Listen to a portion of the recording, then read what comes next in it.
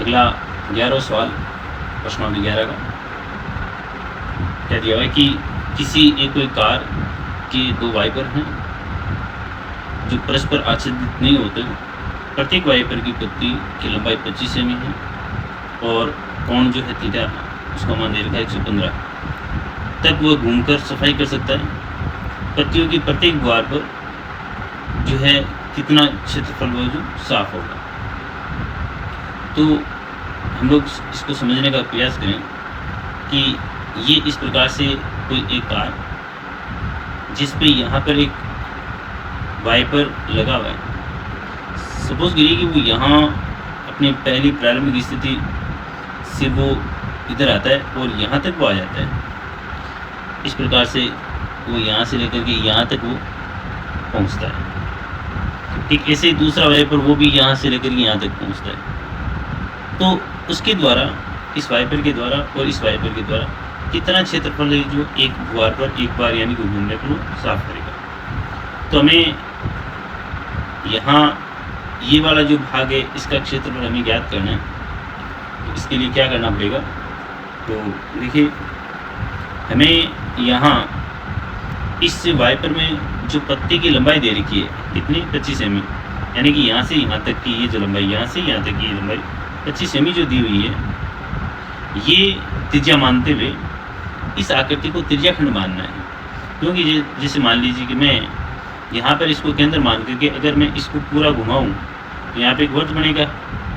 इस वर्त का ये वाला जो भाग है वो त्रिज्याखंड, क्योंकि केंद्र को परिधि से मिलाने वाली रेखा त्रिज्या होती है।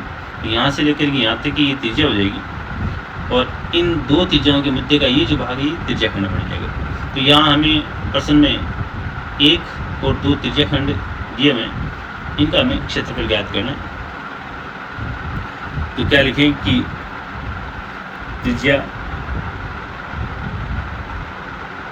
r बराबर 25 सेमी, पहले और दूसरे दोनों वाइपर की त्रिज्या समान दे रखिए। दूसरा कोण थीटा जो है उसका मान दिया हुआ 115 डिग्री।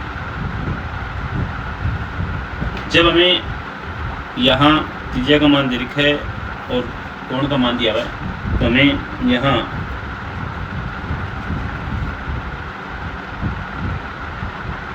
दो वाइपर की एक बुखार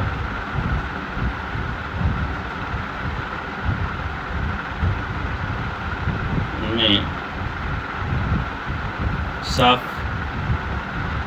किया जाने वाले भाग का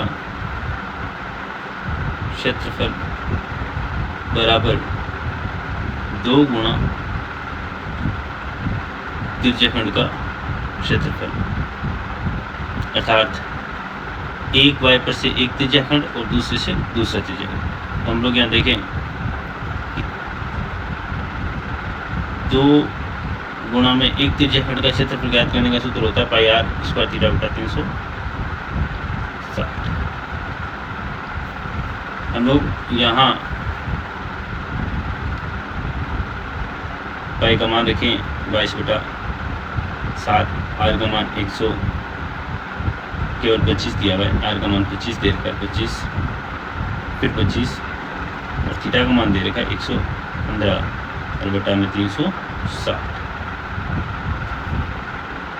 अब जब हम लोग इसको हल करेंगे तो 5 के पार्ट से अगर काटें तो 23 पंजे 115 होता है और 72 पंजे 360 हो जाएगा।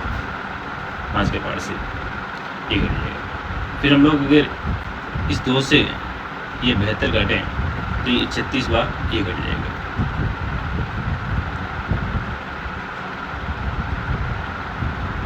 फिर अगर हम लोग और काटना चाहें तो 2 के पाड़े से 11 और 2 के पाड़े से ये 18। शेष जो मान अपना बचा 11 गुणा 25 गुणा 25 गुणा 23 बटा में 7 गुणा 18। तो हम लोग जब 11 को 25 को 25 से गुणा करवाए 625 और 625 को 23 से गुणा करवा देंगे और 18 से तो 126 होता है। इन सभी संख्याओं को जब गुणा करवाएंगे 11 को 625 को और 23 को, तो हमारे पास मान आएगा